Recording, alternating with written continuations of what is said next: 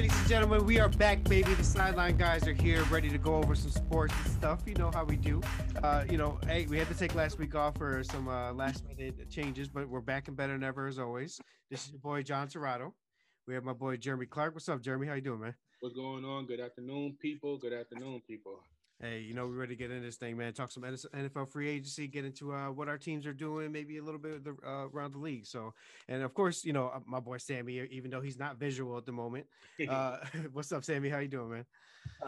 Man, my sports teams are going down the shitter. So, As for those who don't know, Sammy is a Eagles who we'll talk about that in a little bit, but Eagles fan and Celtics fan. So, the Celtics are doing okay, but the Eagles ain't looking too good. I'll tell you that. So, look, we're gonna get right into this thing, man. We got a lot to talk about. I'm definitely excited for it.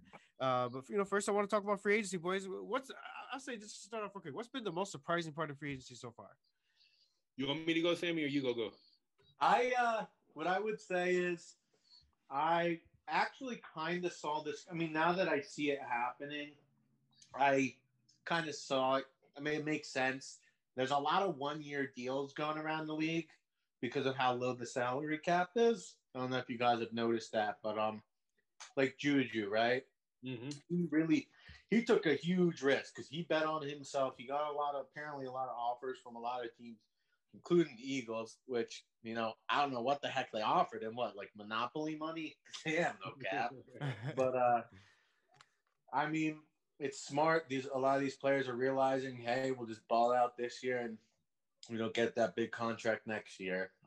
So I would say I want to say that's the most interesting thing about free agency is the amount of one-year deals.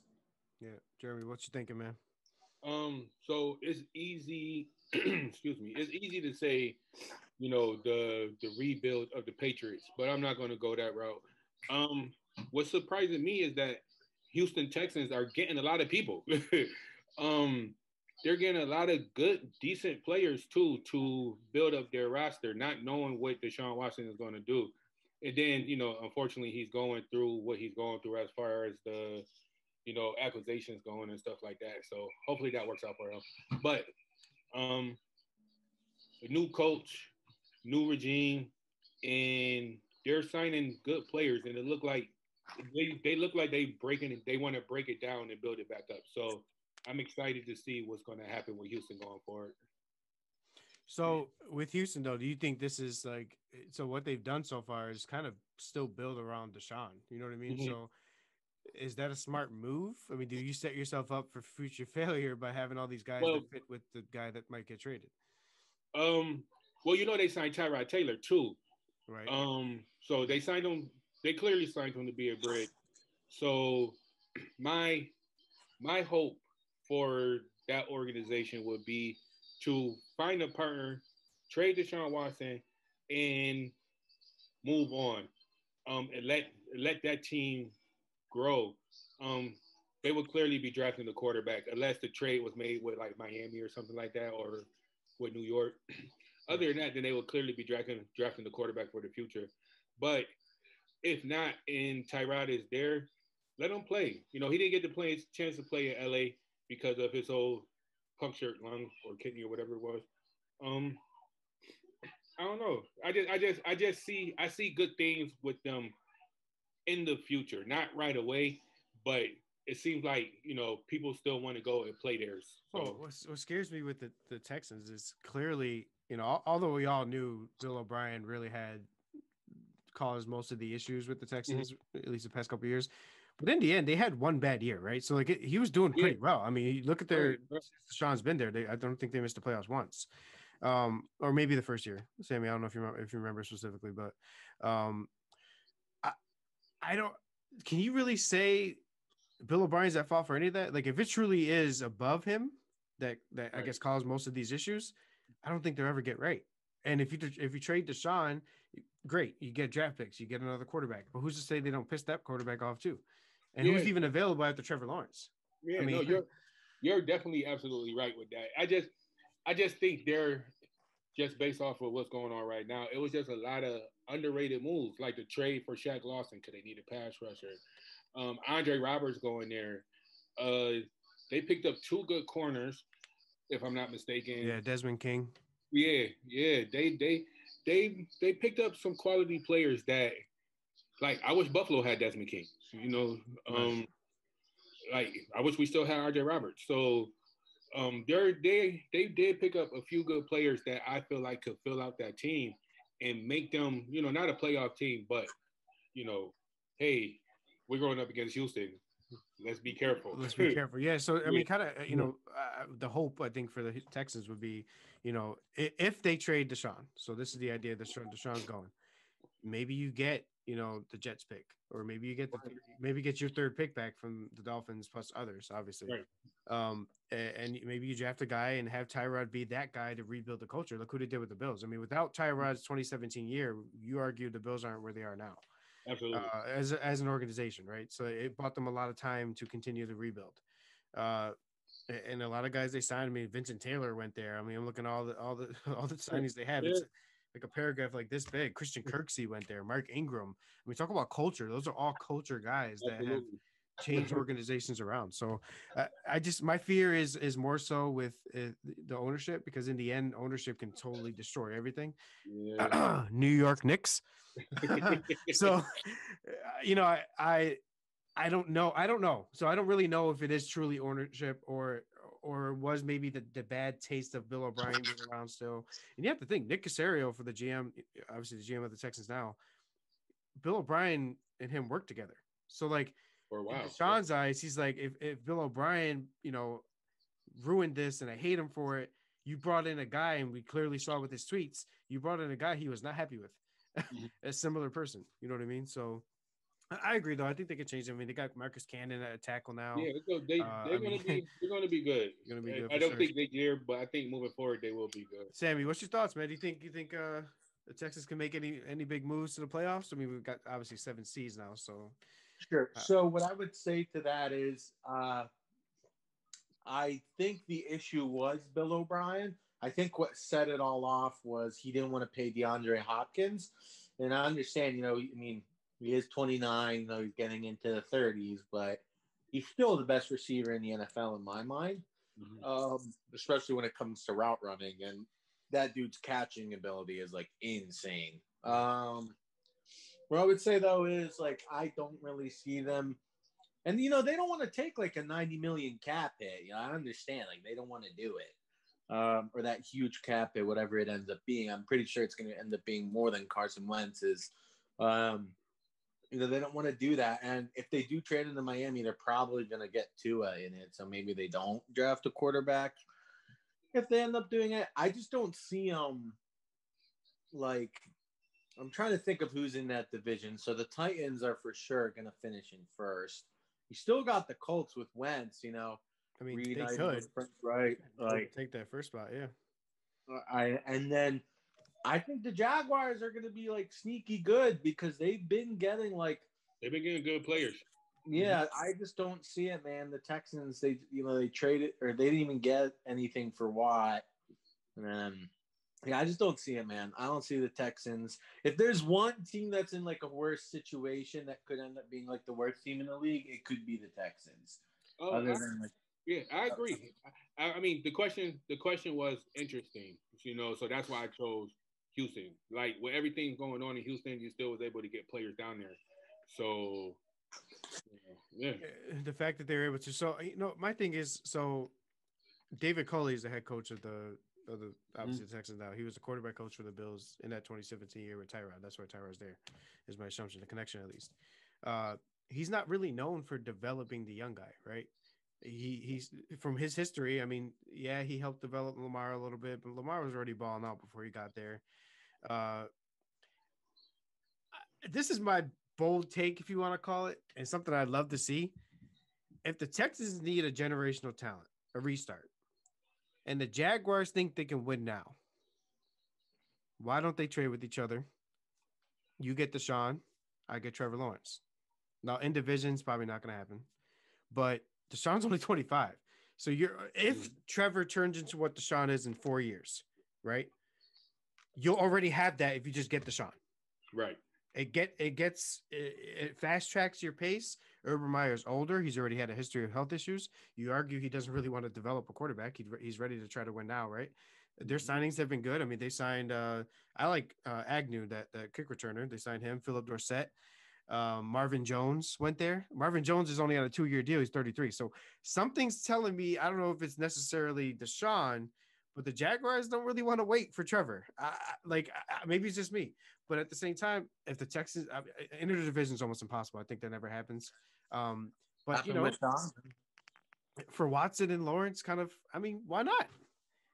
It's a bold take to see. To more so, like, would it happen, right? But I think it makes sense for both teams. Right. I don't know what you guys think about that. I like it. I like it. Yeah, and don't forget they got Shaq Griffin too. So yeah, exactly. Yeah, picking people. I mean, their defense is getting rebuilt. Urban's known for always having a great defense. On top of already having, James Robinson in the backfield. Yes. They brought in Marvin Jones to go with the number one. Chark. Yeah, DJ Chark. Right. Yo, their offense is going to be explosive. You know, that's what I'm saying. But the thing their is, offense is going to be explosive. No matter what, I feel like with Urban has retired 3 times in the past 5 years, or whatever, 6 years. His timeline is so small. Can you wait for Trevor? Because Trevor's not going to be like this. Right. I don't think so, at least. So if the Texans are willing to do it, I'm 100% going for it. Get Deshaun. I mean, that team automatically is a top 4 or 5 seed with Deshaun, the Jaguars. And the Texans can really, truly do a rebuild. They can have Trevor sit behind Tyrod. You know, even if he takes over like Justin Herbert did, I'm perfectly okay with that. But at least you have Tyrod there to kind of mentor him and show him the ropes, you know, as he goes along. So that's my move that I want to see. But as far as bad moves as a whole, I'm doing it.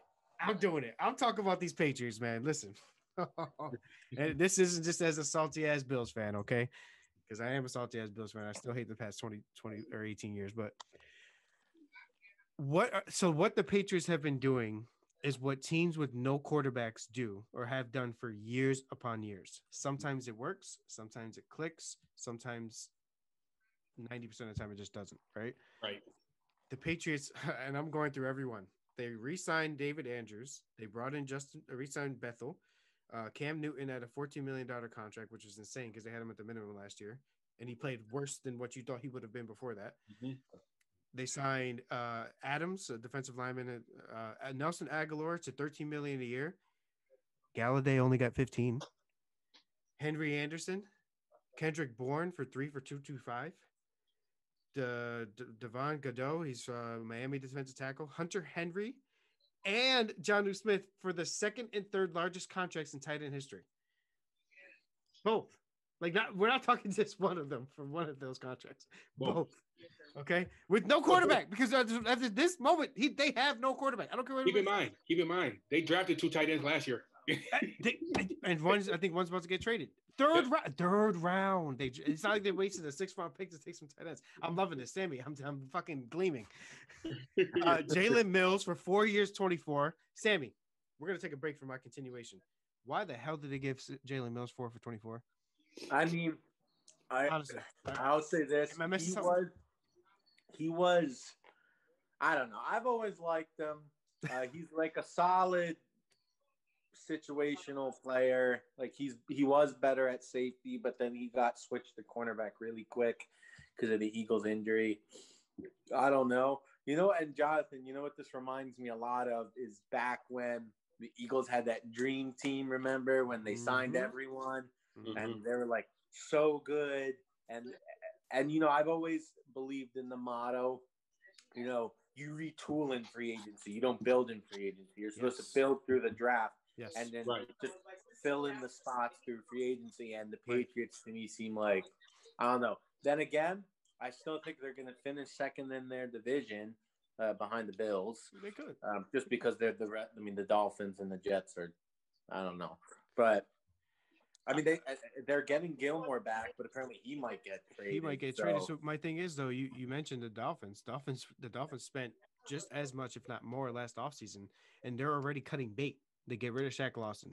They're already talking about restructuring multiple contracts. You literally don't rebuild in free agency ever. It just does not work. Nope. Bringing in too many pieces. We don't know how COVID's still gonna be going on. You got like 20 active roster players. You got to get to know the system. I mean, granted, they brought back Van Noy, who already knew the system, and a couple players that probably played for Bill before. But you're expecting too much out of a season that could be just as bad in terms of preparation as COVID was. Last year's COVID season. We might have the same exact situation. Maybe we'll have more fans, but at the same time, COVID protocols would be crazier. They're already talking about for off-season training. The preseason. You can only have 20 players max at the facility at a time. Right. I mean, you're just the camaraderie is not going to be there. That's why the Dolphins struggle. I mean, the Dolphins did well. So let me not say they struggled. They went 10-6. They should have made the playoffs. For some reason they just didn't. I forgot how exactly, but I'm loving this. I just got as a Bills fan, I'm loving the fact that Bill Belichick felt like he needed to buy out the free agency just to compete with the Bills. Because you know what they always said to us when we bought people in the Bills? It doesn't matter because you don't have the quarterback. It doesn't matter because even if you have the quarterback, they're still not as good as Tom Brady. You know what I mean? So right now, who in that division is as good or will be as good as Josh next year? At this moment, none. So they're going to continue to struggle, and they're going to continue to regret these contracts they signed people to, and to get themselves in cap hell. And look, I respect Belichick for saying, look, I'm getting older. I got to prove I can win something without Brady because that's all everybody's saying about me now because Brady already won his. Right. So he's kind of stuck in that spot where he has to try to win because he's too young to try to develop. But why Cam? Why not Jameis? Take a swing on Jameis. Or like I would have taken Tyrod as a potential quarterback just to fill in instead of Cam. Cam draft the guy. Well, maybe they draft the guy who's ready. Like Mac Jones could be ready now if they draft Mac Jones, right? I would have taken Tyrod based off the scheme that they run, crossing routes and all that. Right. So Tyrod would have been great. So let me rephrase this. Healthy Cam, younger a little bit, perfect for this team. Everything they did, perfect for this team. Not healthy, not young. Ain't gonna happen. The shoulder, we literally saw him throwing the ball to the ground for 5-yard outs. I'm a Bills fan. I get it. I'm gonna try to bash them, but this has nothing to do with that. Look at the fucking film. He was literally deteriorating before our eyes. 6 touchdown passes all season. You can't do that. You can't not deal with that. I would have been more comfortable with them trading for Carson Wentz or bringing in Nick Foles. Yeah. And then I would say, shit. Okay, now they got a little squad. You know what I mean? Right. So, I guess to move on a little bit, we're going to go on to another subject in a way. We wanted to go over our, personal what we thought were our best and worst moves for our favorite teams. So obviously, Sammy, you were mentioning earlier that it seems like the Eagles don't have any moves, but even if you want to go maybe overall, best move in free agency you've seen so far, worst move you've seen so far, and then we're going to get into some current free agents to see who can help our teams out. Sure. So I'm going to have to go a little bit more broader, and this isn't even my favorite team. I think the team that's made the best moves is the Washington football team. I really, really love what they do. I was going to say them. And I hate it because I'm an Eagles fan, but I do think that they're going to be I think they could potentially be the NFC champs next year. Everywhere that Fitzpatrick is gone, he's won. And he gets benched. And it's a shame because I get it, you want to start Tua last year in Miami, but Fitzpatrick was making them a playoff team. And then once they put in Tua, they went to crap. Right. I would bet that they have a really young team. They're gonna get more experience. They go out and get Curtis Samuel. They add William Jackson. I mean, I think that team is going to be really good. Curtis Samuel and McLaurin on that squad. Ooh. Yeah. Two of them were dynamic players. With Logan Thomas? Oh, yeah. They're so dynamic, that team. And, McLaurin, and it's a similar situation. I don't want to compare it to basketball, right? But, if Jason Tatum ever got to team up with Bradley Beal one day, right? McLaurin and which, by the way, speaking into existence because it's going to happen one day. McLaurin, waiting for it, and Samuel. They were teammates in college. I don't know if you saw them post, but they're both excited, really excited to play with each other. And that team, You have Ron Rivera, who's one of the best like locker room coaches in the league. Yes. I mean, Oh yeah. I think Washington's going to be really, really good next year. I wouldn't want to play him. Yeah, I would say favorite moves. Like I can't pick one because I think whatever Washington has been doing has just been really good. They've just been really good. I'm with you on that. I think Jeremy, you're saying you're going to Mhm. probably bring them up too, but my thing, it, and it's not against him. I'm kind of with you, Sammy, in that he's never really given a fair shot. Fitzpatrick has never made the playoffs. I don't know if you guys knew that. So, actually, we go back to like 2016, I think, when Fitzpatrick was quarterbacking for the Jets. They had to play us week 17 to make the playoffs, and we beat them and kept them out of the playoffs. So that was like Rex Ryan's like high moment of his career, is just stopping the Jets from making it. But I think Fitz, if he keeps the turnovers down, will absolutely take them to the playoffs. I think division winners possibly. No, you said NFC East winners, Sammy, or you think they could win NFC. NFC? They're my Wow. team. That's my hot take. I think I'm just looking at I don't the disrespect it. landscape, and I like them. Their defense is really, really good. Oh yeah. So and yeah, you know what? I'm them. pissed about it because they have the 17 games is coming. Like they're doing it this coming year. And our 17th game, whether it's actually week 18 or whatever new week it would be, no matter what, the 17th team we play is Washington. So I thought we had an easier schedule than last year, but now these fuckers had to go get Fitzpatrick and all these players, and now we got to play them to try to make the playoffs. But you know, I love what they did. Their defense is really good. William Jackson's a baller and a half. Yeah. Curtis Samuel's probably one of the more underrated, players in the league. I think when Cam left, kind of went past people's heads that he was good. Samuel's a baller. Was he 27, 26, something like that? He's not even that old either. So Curtis? No, I think he's only like 24. Oh shit! Yeah. I mean, and he signed a 3-year deal, so he'll be back in free agency by 27, 28, which is awesome. Lamar Miller went there. I think Lamar Miller is a nice little backup running back to come in there and spell them. So yeah, a good season. I agree with that for sure. But Jeremy, what you got, man? What was the best move? Best move, man. So he took the Washington one because I was definitely going to say Washington. So I actually like the Kenny. I like the Kenny Galladay move. If the Giants are, it seems like they're trying to go all in on keeping Daniel Jones, or at least seeing what he have. Right. You have to get him a weapon. And nothing against Darius Slayton, because Darius Slayton is a baller. Kenny Galladay he's that boy. He's really that boy. He's nasty.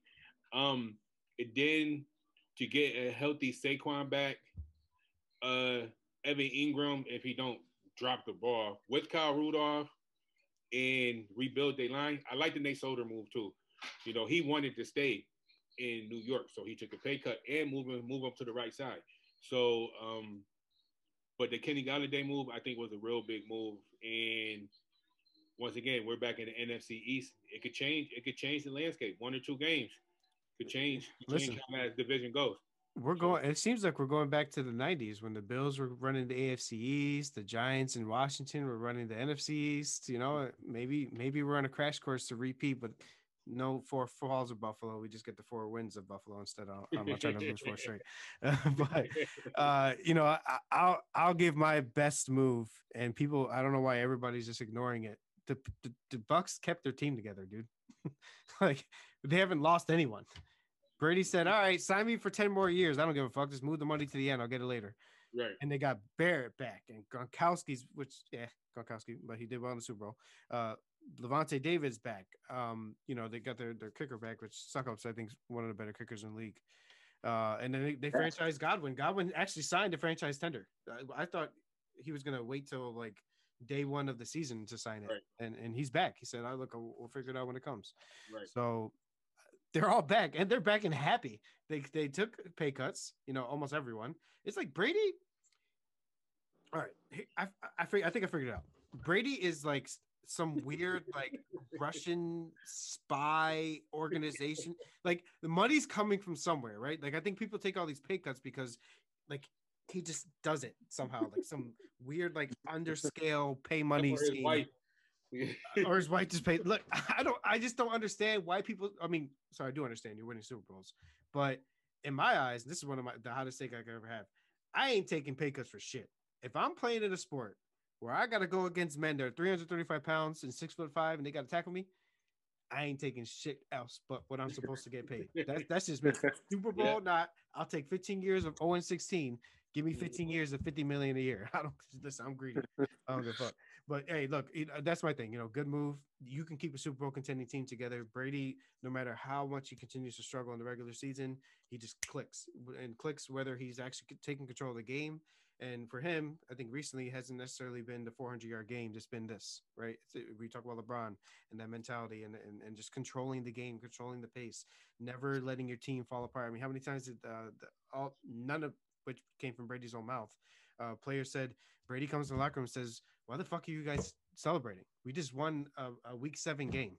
Right. Put your asses back on the film room and let's go. We got a Super Bowl to win." You know what I mean? And I hate it, but I actually like Brady now.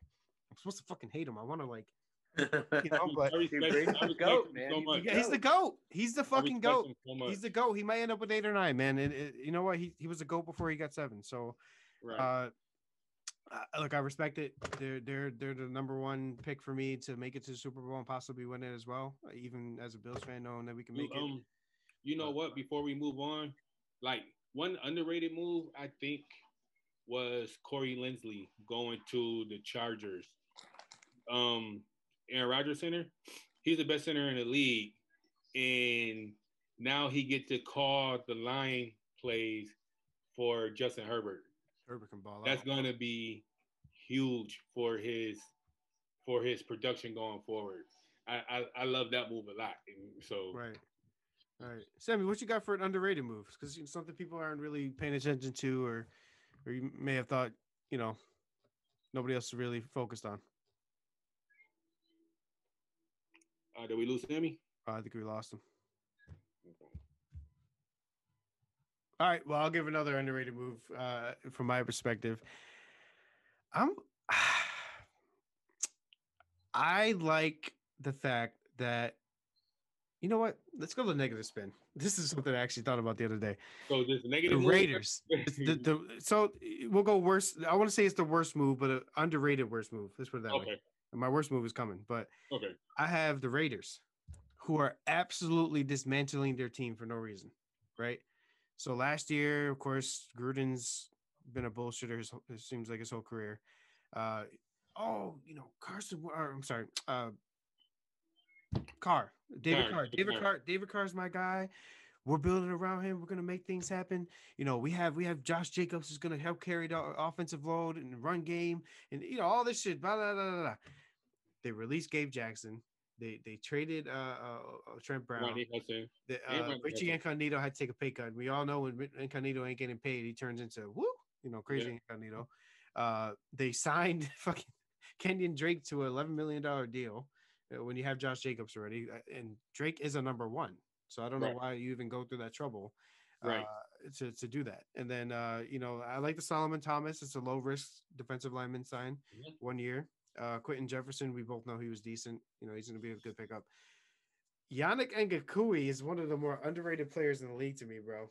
I'm sorry. Like, I think that was just a name that a lot of analysts liked. It was like one of those Pro Football Focus guys. You know what I mean? Like, his stats show that he's this, that, and the third. It's like, I respect those stats, and some of them make sense, but at the same time, they either overrate or underrate players a lot. Like we know with Josh Allen. Yeah. With Josh Allen, they absolutely underrate players. So, I mean, you get rid of Trent Brown.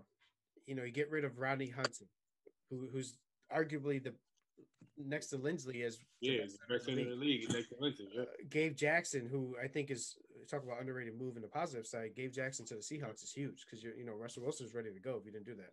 Right. To pay Ngakoue 2 years, $26 million is just he goes to the Ravens. He doesn't really show out. I mean, we played against him. Darrell Williams knocked his ass down, and I love Darrell Williams, but he ain't the best tackle in the league. Right tackle. Or maybe he is now, but they got rid of LaMarcus Joyner. They got rid of Tyrell Williams, who didn't even get to really play for them. Bro, I just don't know. Like, what are the Raiders doing? I did like the John Brown move because he could bring stability to their receiver room that's very young. Right. Other than that, besides besides nothing, I don't like nothing. They had a decent team and they just went full blow up mode for what? That you don't chase the Chiefs like that. So they're in a division where they have to chase the Chiefs. You don't chase the Chiefs. I feel like they weren't too far off. They're chasing. I think they're chasing the Chargers now too. Oh yeah, they're definitely third. That's definitely third. So, Sammy, I think you were disconnected and whatnot, but I was kind of trying to get your, I guess, worst move, something in general that you thought was the worst move or underrated on either side. Okay, so I'm gonna go a little bit because I gotta clown on the Eagles because in my mind they're the worst team in their division. They might end up being the worst team in the NFC. We'll see. I don't know, but I'm gonna go a little bit deeper than just the Carson Wentz signing or trade, but I think the decision to keep Howie Roseman, I think, was the worst move. I hate him as a GM. He doesn't make any decisions right. Like, I was lucky enough to go back home for like the week before I'm moving out to the Midwest, and which is in Philadelphia. So I listened to the radio while I'm there, just to hear what the fans are saying on the radio, and like they're saying like I don't trust Howie to make the right pick at 6. Like I don't. Like I'm sorry. Like knowing him, like I feel like he's the type of guy that if he ended up with the first pick, like you take Trevor Lawrence if you're picking one. Knowing him, he'd pick like Justin Fields or Trey Lance or something. Like I just don't piss you guys off. I don't trust him to make the right moves. I feel like Wentz needed to be traded. I get it. You end up getting what's probably going to be a first-round pick next year with the way the protections work. I think you're getting a third this year, which is fine. But, like, if you're taking on the largest cap hit in NFL history, like, I would want more than what they got. Okay. Like, get someone. Get a player. Get, like, I don't know, something.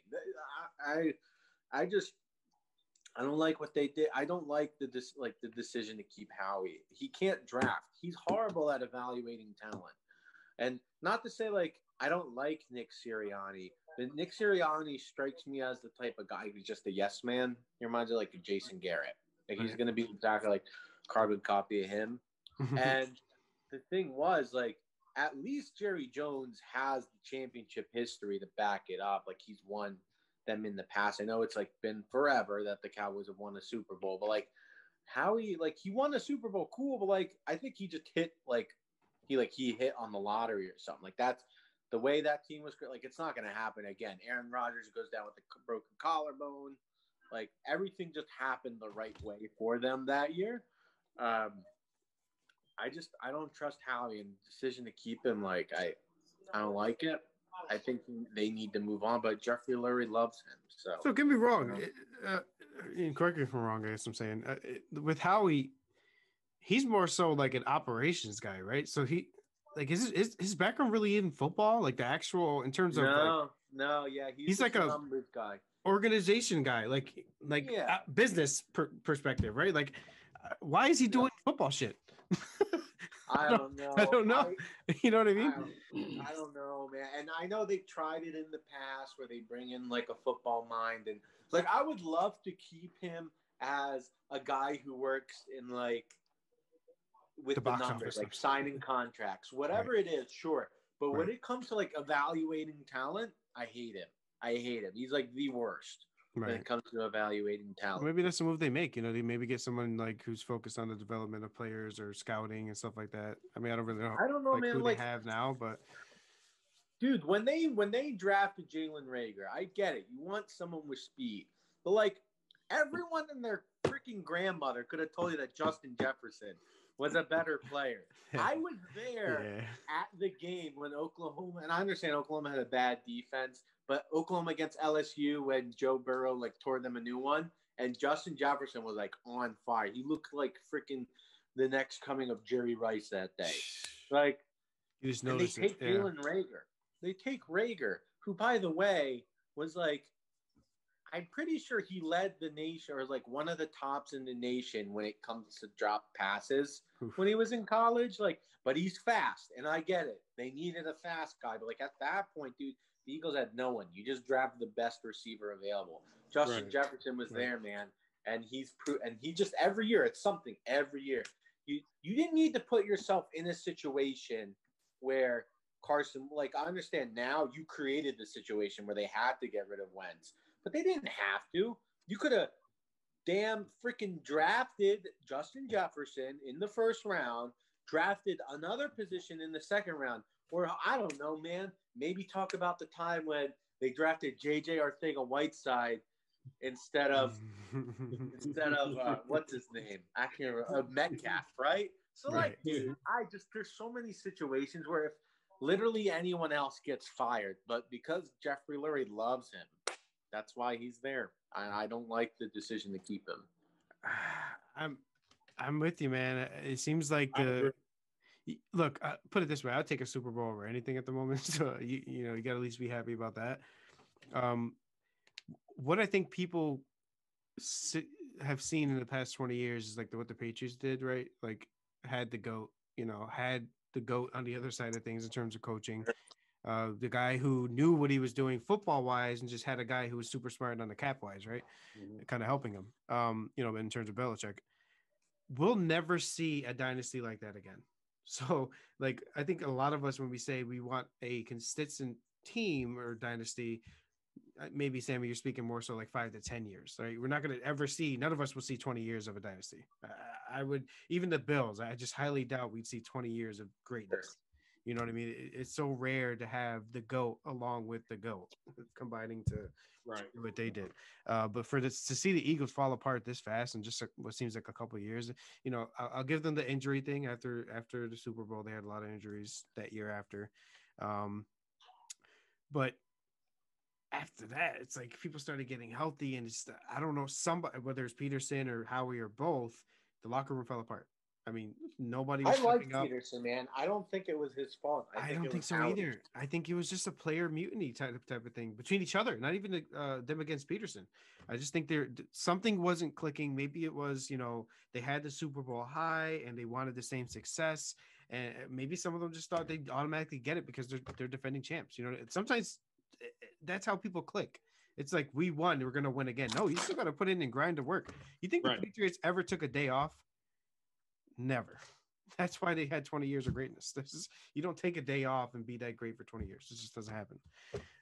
So yeah, I'm with you on that. But Jay, did you have anything else as far as bad moves or any other takes you can think of? I got, so it was a couple, but one I personally didn't like the most. I don't know why the Bengals would let Carl Lawson go and then pick up Trey Henderson for all that money. They probably could have got Carl Lawson for cheaper, who's just as good.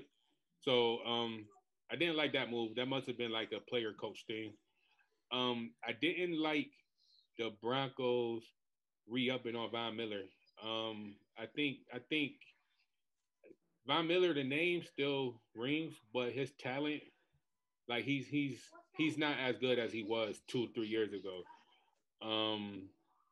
So I didn't like that move. And then the last move that I really didn't like the most is still with the Broncos. I don't understand what happened to Philip Lindsay, but Melvin Gordon is whatever. Like, he's just whatever to me. So y'all bring him in last year. You let them compete. Gordon wins the job, and then you completely bench Lindsay, and then now he's not even on your team no more. Like, y'all tender him around a late round, whatever, and then y'all rescinded it and let him leave. He's Philip Lindsay. I wish he was on the Bills. I wish he was on the Bills. Like, he's a real good running back. I think he hit the holes hard. I think he can see where he's going. I really enjoyed watching him play, and I don't think Melvin Gordon warrants him leaving your team at this Gordon's point. getting older too. I mean, you essentially picked an older player that's not part of your future plans for the younger guy that could have been, Right. And honestly, I don't even know what the hell they're doing at quarterback. I still don't.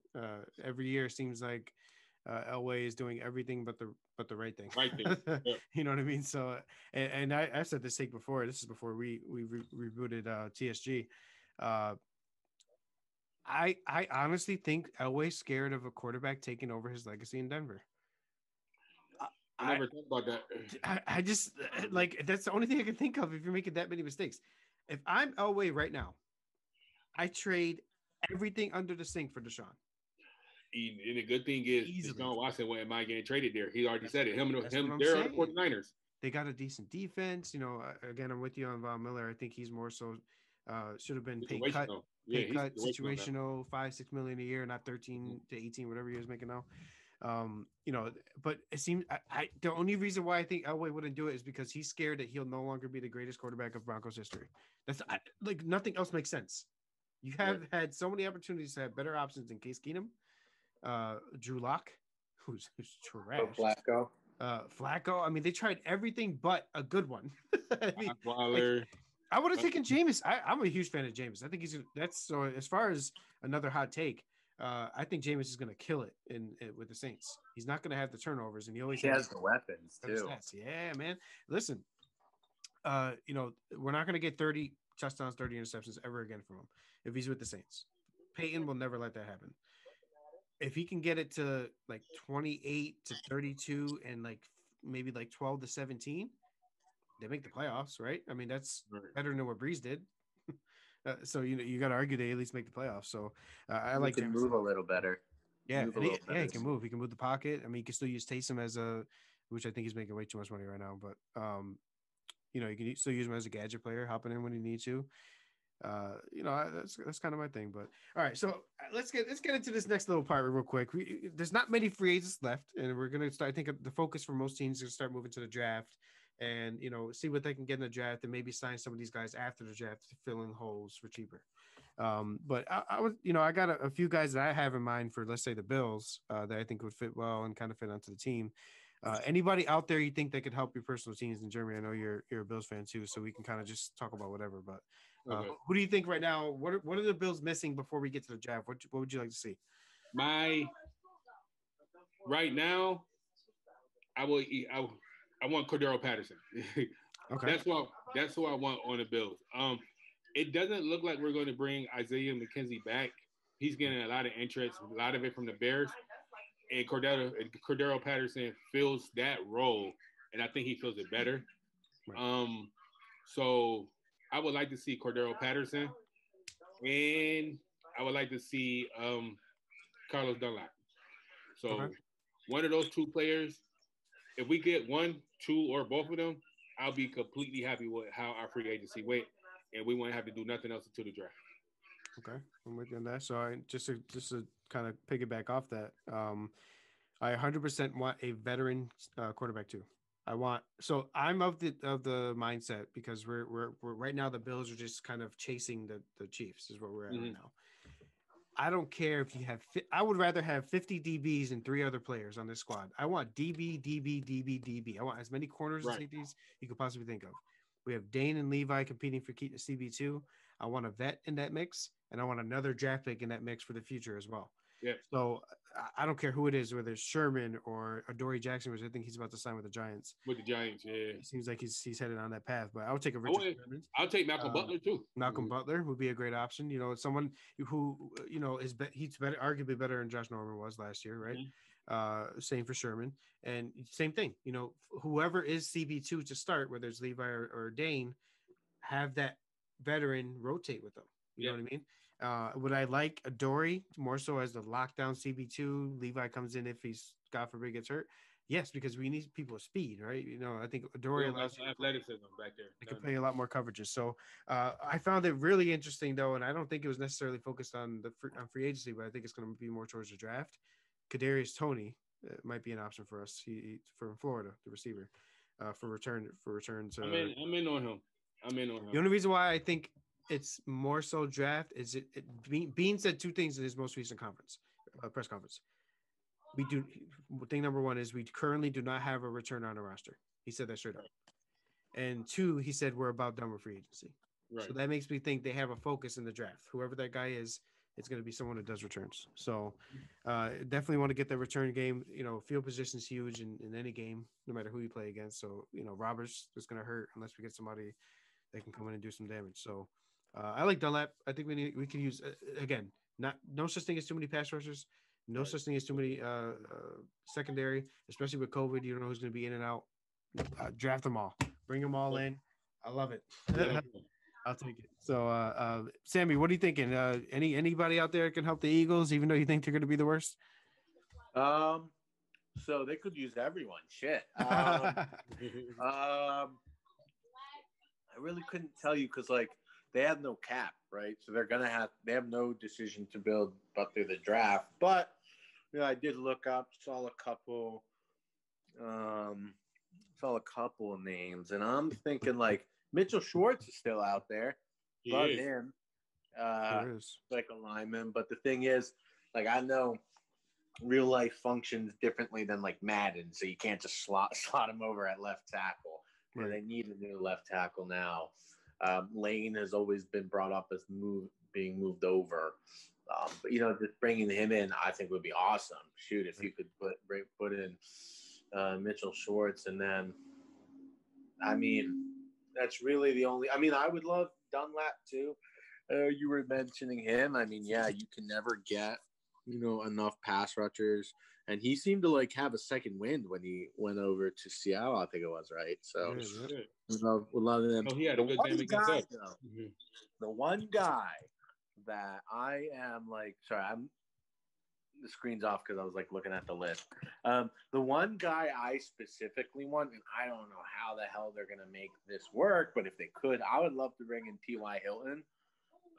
He would be my number one choice at the moment, just because they lack so much at receiver. And again, I know he's still, he's on the older side, but he'd still come in as the best receiver that they had.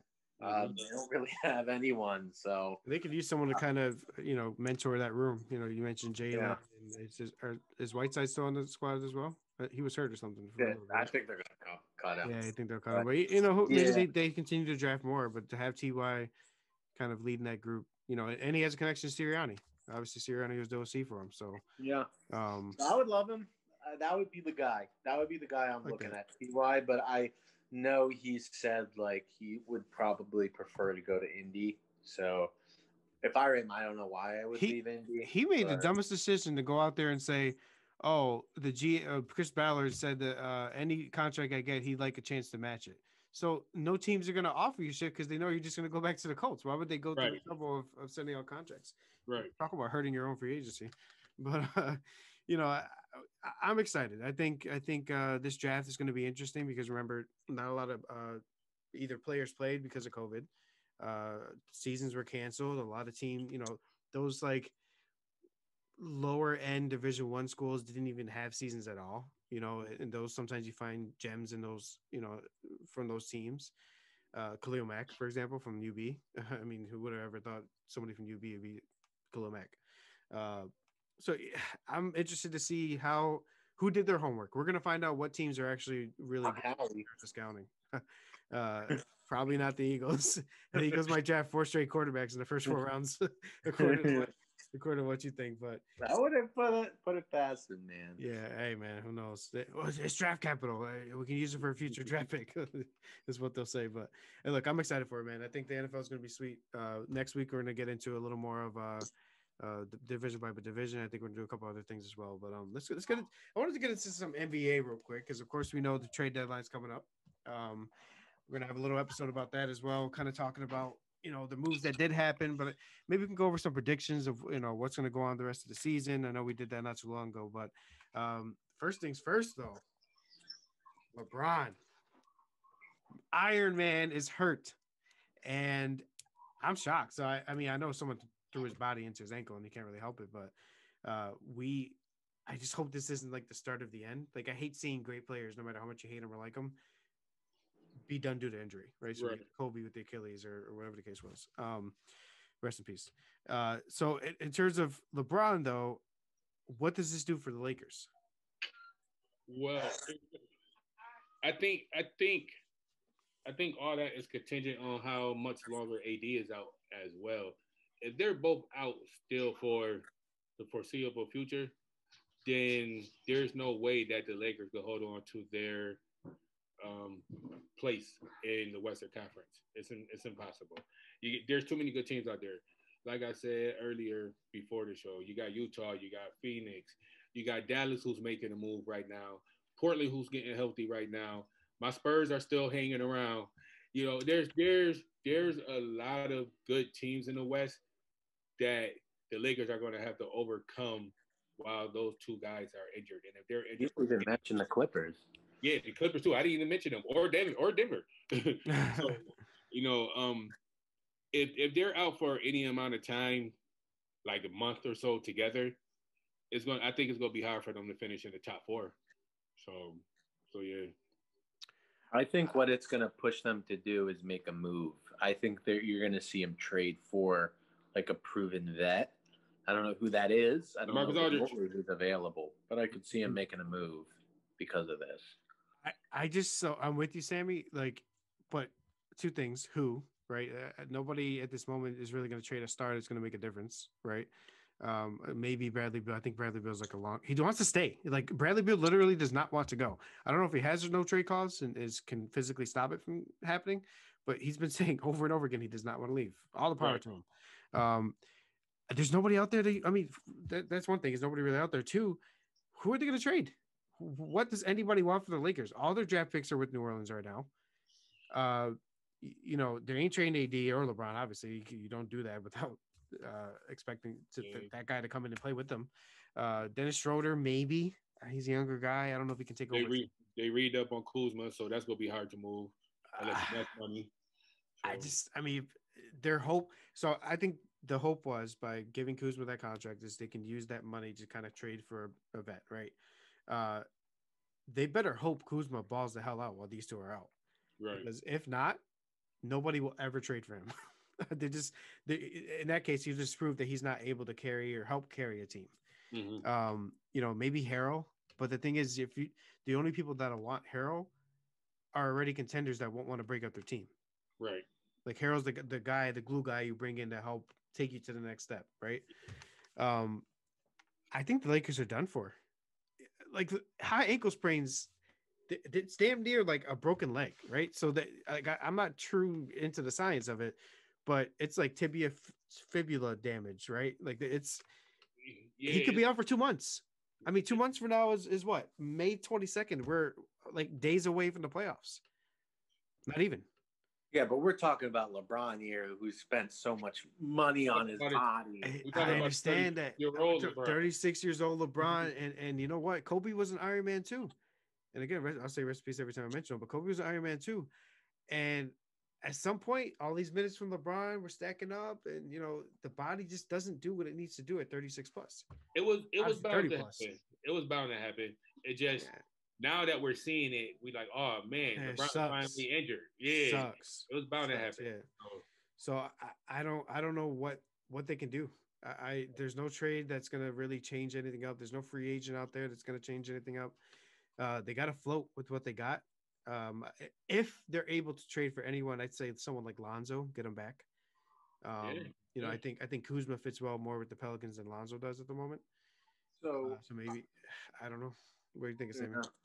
I'm thinking like pay attention to the buyout market, see what happens, because you could see Andre Drummond hitting free agency, and I'm not saying he's going to change that franchise around, but I'm sure he could help provide a spark, maybe even off the bench. LaMarcus Aldridge, I know he's not what he is, but better than not having him, So I would look for those type of players. Shit, the way Melo's playing now, I could see them. They should have went for Melo back in the offseason. Hard, because he could have given them a little spark with some scoring. They did. Yeah, they should have, but I don't know why they did it. It just made so much sense. Yeah, definitely. 100%. Yeah. So as far as I mean, I'm going to put it this way, and whether it's true or not, we'll see. I'm taking the Lakers out of the playoffs, right? So let's act like because of what's going on, they're just out of it. We're playing a little game here. Okay. With them not being a factor because they're not healthy, who do you guys see as your contenders? Because that's my pick to win the finals is the Lakers. So I'm gonna act like that's not the case now. Who could you see taking that spot over? And do you have to give them a realistic chance to beat arguably, the Nets in the finals? You can I'll go go first. Clippers. I gotta go Clippers, right? I mean, they have Kawhi, they got Paul George. It's just a matter of if Paul George is gonna show up in the playoffs. I don't know, Right. but yeah, I would probably say Clippers would be my pick. Okay. Like a Clippers and Denver are the two easy picks. Just because they've been there before, they're good teams. Denver, I'm kind of leery about because Jamal Murray been up and down all year. But if he's played like he did in the playoffs, then Denver is a bona fide. You need to worry about them in the West. But I will say the Phoenix Suns. Chris Paul has went down there, and he's turned around that whole culture. Their bench is great. DeAndre Ayton is actually playing like a number one player now, and Booker is a superstar in the making. So I can see Phoenix actually making some noise in the West. Yeah, I could see them making noise. I just don't think they're better than like the Clippers or like to me, like you say, Chris Paul. I love Chris Paul. He's one of my favorite players, but he's never done anything really in the playoffs. True. So, And it's funny you say that, Sammy, because out of all the teams that are currently call them contenders, all of them are playoff struggling teams. Think about it. I mean, Denver, they made that bubble run, but before that, they were struggling early rounds of the playoffs. Portland has a long history of playoff struggles. Phoenix just never made it, and then you have Chris Paul, who does have struggles in the playoffs. Utah has always seemed to choke at the wrong moment. The Spurs have pop, so you argue maybe they sneak a round or two in, maybe a round. I think they could stick around. Only a round. I only give up a round. Yeah. Dallas, if Doncic and Porzingis step it up, maybe, right? That's really all. I mean, it's going to be interesting to see who's going to actually fall apart. And I'll tell you what, if this happened with the Lakers now and Chris Paul and Harden's Rockets were still together, I'd pick them to make it to the finals. Like at some point they were going to break through. But now they're in their own places. But wow, if I were the Clippers, if I were the Clippers, I would do everything and anything in my power now to go get Lonzo. I think now is a better time than any. They're missing. The thing is, so someone made a good point. I can't remember. I think it was like Sam Amick or whatever, one of the Yahoo basketball reporters. He said a point guard, and it's true, a great point guard like Lonzo or someone that's floor general for the most part will allow Kawhi and PG to do what they're used to doing. They're not really, control the ball players. Like Kawhi can play off the ball really well. PG plays better when he doesn't have to have the ball in his hands 24/7. Get them on the backdoor cuts. They're both athletic enough. Get them helping each other on the wings. They can focus a little more on the defensive end because obviously when you're the primary ball handler, it's a lot of energy you're taking out there. That's why LeBron stopped playing defense for so many years because he was playing point guard for so long. But Lonzo on the Clippers is scary and motivated too. Going back to LA with the other squad and pissed off the Lakers let him go. Whew. I mean, if the Lakers, I like Lonzo a lot. I do like Lonzo. He fits a lot. You can. There's certain things you expect from him, right? Like you can't expect him to come in and be even CP. He's not going to be 25, 10, and 5. He's going to give you 10, 13, and 6 with a bunch of good defense, and control the floor, control the pace. So that's okay. If he can go on a contender with that, that's huge. Right. So as far as my pick, I'm going with Phoenix. I think Chris Paul is going to make that breakthrough, and I'd love to see Paul and Harden against each other in the finals if it's not the Lakers. And I think collision course wise, we're all looking at like Nets versus Lakers. Everybody wants to see like the superpower teams go against each other. I think that'd be fucking amazing to see. But this injury stuff scares me. You guys are sleeping on the high ankle. I'm telling you, that shit is no joke. This shit is no joke. 6 weeks, hopefully. So yeah, but if there is a guy to do it, it's LeBron, right? So I mean, at some point we got to stop acting like the man's literally Superman. Like I get it. He's Iron Man. He's the closest thing we've ever had. He's the closest thing we've had to it, 100%. He literally spends $1 million on his body, and I get all that. But this isn't like So I'd agree with you if this was like what people would see as like a deterioration issue. This was someone just slamming into us. Like this is like breaking your leg, right? It's the same concept. Like there's nothing he could have done to stop it. There's nothing he did or didn't do to prevent it, and it's a shit luck injury, and it's just one of the injuries that take a long time to recover from. So, I mean, we'll see how it goes. I want the Lakers to make it. I think I'm kind of going away from my Celtics pick, Sammy. Celtics were my finals pick to make it against the Lakers, and I did that because story wise, right? So everybody knows the Lakers and Celtics history. Lakers going to try to tie up the amount of banners, and then Celtics will try to make the lead bigger in amount of banners. And then obviously, I would have been okay with the Nets just based off the superpower and the teams that are involved. Like Kyrie versus LeBron would be fucking hilarious, I think. Right. In the finals. So, so that's kind of what I'm thinking. But I don't know. Any other hot takes you guys got for the Eastern Conference? No, I think the Eastern Conference is straightforward right now. I think the Celtics will get their act together. This is only my hot take because I gotta be hopeful, right? But they're gonna get their act together. They're gonna lose in the Eastern Conference Finals. They're gonna get back to where they were. If they play Philly, if they play Brooklyn in the second round, they're done. But if they play Philly, I think they can beat them at full strength because they've not played Philly at full strength. You know what I think they need to go for is Al Horford. Bring him back. Dude, I'd love. I struggle with that. I say yes, but then I say no because Robert Williams, dog, he has been balling. So I get that. I definitely get that. I think you're missing leadership. Yeah. I mean, Smart is not so not that I don't think people listen to him, but he's show and play. I like Horford's the literal vocal and show and play leader where I think you can use him. The defense, the rebounding. Who I want to see back? Bring Isaiah back, bro. Okay, Derek 2.0. Derek's been calling for Isaiah for 5 years to come back now. I want to see it. You need some scoring punch off the bench. I think their biggest issue isn't their starting lineup. They're fine to start games. They go down sometimes they're winning. But I think their issue is once Tatum goes out and Brown goes out, they suck. Yeah, they need some firepower. Definitely. They need some bench players. Right. That's why I wouldn't mind because if you look at their best bench player, I mean,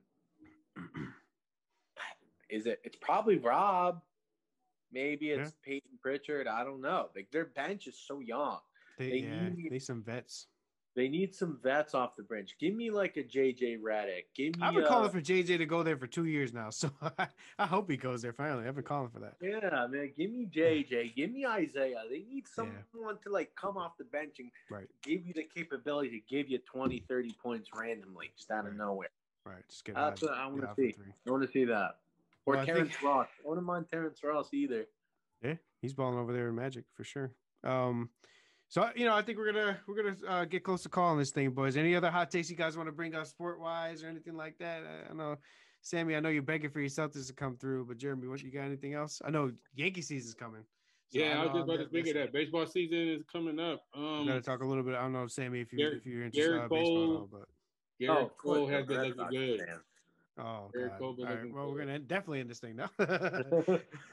So we'll definitely get into some baseball stuff as well. Spring training's been kicking off. A little weird with COVID and stuff too, but I'm definitely excited to get that popping off too. But hey, look, as always, guys, we appreciate everybody that hops in and checks us out on any of the channels. Jeremy, I don't know if you want to drop where they can find you. I know you're still working on getting the social medias opened up. Yeah, hey. You can ASAP Millsy 716 on Instagram. You can use that now to find me, or you can find me on Facebook, Jeremy Mills Clark. Sounds good, Sammy. Where can I find you, man? I really only use Instagram, so you can follow me on there, Sammy_OTS. But more importantly, definitely follow all the pages, all the OTS pages. Absolutely, yeah. Sammy said you can find me at John_OTS on all social media platforms. You can find me on the Sidelines Facebook page and group. I help run that little crazy ass group we have. So half the shit I see in there is just nuts. But you can find us on all the social media platforms. Please go to youtube.com/OTS guys. Drop a subscribe. We do have a new episode of Fans coming this Friday. Jeremy's the host of that. We'll Looking be forward to doing seeing y'all. Biggie Biggie versus Tupac. Smalls versus Tupac, baby. So it's gonna be iconic. You'll find that live on YouTube. There'll be tens of people in there. We literally We're just gonna have a lot of fun. We're gonna have a lot of fun. Yeah, definitely excited for it. So again, youtube.com/OTS guys to find any of the podcasts you can think of, any of the live shows as well. And we appreciate you, baby. Look, the Sideline guys is here. We back, we rebooted, and we're ready to get this thing going as always, baby. Love you guys.